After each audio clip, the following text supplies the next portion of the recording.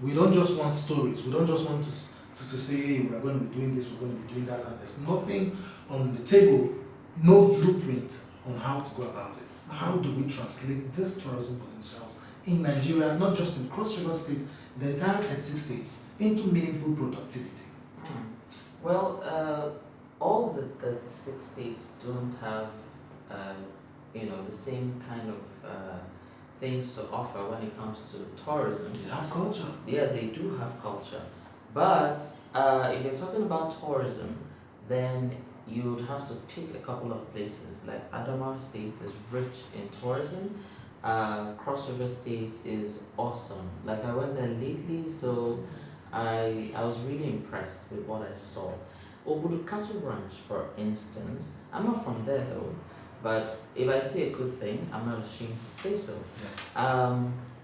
Obudu Cattle Ranch is one that has so much to offer. There's no mosquitoes there. Are you aware? Seriously? There are no mosquitoes there. Are you serious? Like it's so high up, and there's a particular way you need to drive to get up there. Oh, okay. And even coming down. Yeah, you can't speed. Yes, there's a particular way. Yes, no. When you're driving up the hill. Okay. Yes, there's a particular way you need to do that. Otherwise, by the time you successfully get down, your tires will burst. Did you know that? Yeah. So you drive in style. Just that alone is interesting. And sometimes you actually find yourself in a cloud. Can you walk up? It's fine. Well, people do. People who are used to it do. Did you try it? Oh no, I didn't. I didn't want to spoil my shoes, so I went in the car. The cable cars are awesome. I didn't get to ride it. How many hours from the city of Calabar to Obudu Cattle Ranch? Oh wow, as far as up to 5 hours. It's up to 5 hours. Because the road is bad, otherwise it should be like 3 hours. Yeah, so at the ranch you find out that the weather is awesome. And at night, you can't even see the person who is standing in front of you. Because the clouds come down. Like, it's so beautiful, it's unbelievable. So there's so much that could be, advertised and commercialized and, lots of awareness brought in. Just Obudu Cattle Ranch, it's beautiful and that's the truth. I went there, I was impressed, and I think we should take it back to its former glory. Or even improve on it. Okay, so now talking about Obudu Cattle Ranch, we are more specific about Cross River State and Obudu Cattle. Do we have enough publicity for this? No, we used to. You would see videos or short clips and adverts of Cross River State on CNN sometimes, but that stopped. That has stopped. So it just seemed as if it was probably blotted out of the map. It's still there. I believe it costs a fortune to put an ad on CNN. It does. And the cattle ranch was doing excellently well. Otherwise, they wouldn't have been able to afford it. Yep. Yeah. But my own thinking, I'm thinking towards the direction of using the money you are using that you pay for adverts to fix your roads. So that locally, people can start visiting Obudu Cattle Ranch, paying a token to develop the place. Well, I've heard that a prophet is not respected in his land. I feel like the people there may not appreciate it as much as those who don't have it. They already have it. They're not going to pay to do anything there. It's just a walk. But then if you advertise the place, then people can come from outside of Nigeria, and that is tourism. That is money coming into aviation, and then you're talking about hotels, you're talking about other sectors of tourism being examined and explored. Okay. Yeah, so the adverts should continue. Okay, now. But of course, they need to upgrade what is there, kind of revamp it. But do you think internationally, Nigeria can shoot out to the world using tourism? Oh yes. Elsewhere, like Dubai, they can. Dubai thrives on tourism. Yeah. They don't have agriculture. It's just tourism. Now, Nigeria has beautiful greenery. We have so much. We have teas. We have, waters that I think I said that earlier about the cold and the hot water meeting together. That's a wonder.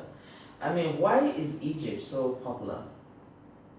Because they've made so much publicity about what they have. So we need to push out there and tell people what we have and the beauty of what we have and the uniqueness of what we have. Yes. I think we have so much in Nigeria that has not been tapped into. I agree. I mean, if you go to Yobe State, Yes. you will find the bird sanctuary where birds migrate from Europe, Asia, Yes. all over the world, in Yes.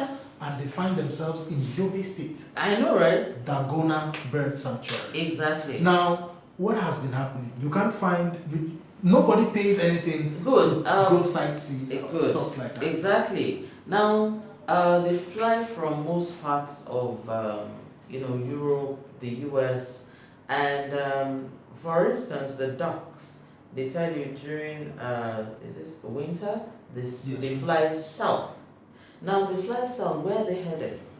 Nobody talks about it, but they end up in Nigeria. That needs to be brought to light. Yes. So Well, we've been saying it on Green Nigeria Radio Show. It's yeah. left for the government to actually do something about it. Take it more seriously. Yes, we need to improve on what we have. Yeah. We need to boast about what we have. Yeah. Yes, so I think that's the word. We need to be more proud about our culture and our heritage.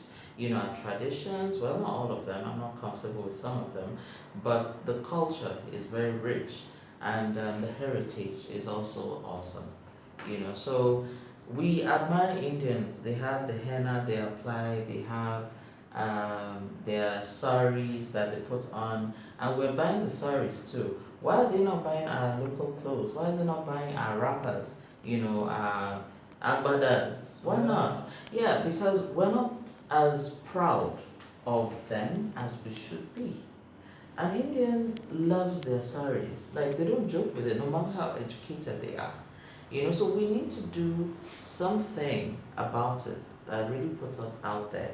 And instead of copying people in certain areas, like the hair I'm putting on, it's a copycat. I should have a weaved hair. It's not your hair. Well, Come on. it's stretched out. It's stretched out. It's my hair. Whatever. I paid for it. These are just things that we do, and gradually it's pushing what we had behind the scenes. There are customs that I don't agree with, like female circumcision. That needs to die. But then there are certain things that are beautiful and we need to project. Some of our beads are just lovely, and then some of the handcrafted stones are also very nice, So there's certain things we have that are nice. But people shouldn't worship them. That's the other problem I have. It becomes idol worship. It should just be there because it's beautiful and it's a centerpiece, rather than it's a piece that should be knelt down to. No. On Green Nigeria Radio Show, we always try to promote the fact that tourism and agriculture play a very strong role in terms of developing our economy, shifting us from where we are, and they have strong links together. Yes. Now, you made mention of beads and all that. It will shock you to know that my humble self, I use palm kernels to make rings. Wow. Yeah, if you give me the size of your finger, I will get the biggest size of the palm kernel. Wow. Carve them out in a love shape. You put your fingers through them and it's a ring. Wow. So awesome. that's using the produce from agriculture. Exactly. And to create beauty. Beauty. Wow. Yeah, Belle, as they say in French. All right, I must say a big thank you to you, Lynette, for being on the show this morning. Thank you so much. It's my pleasure. All right.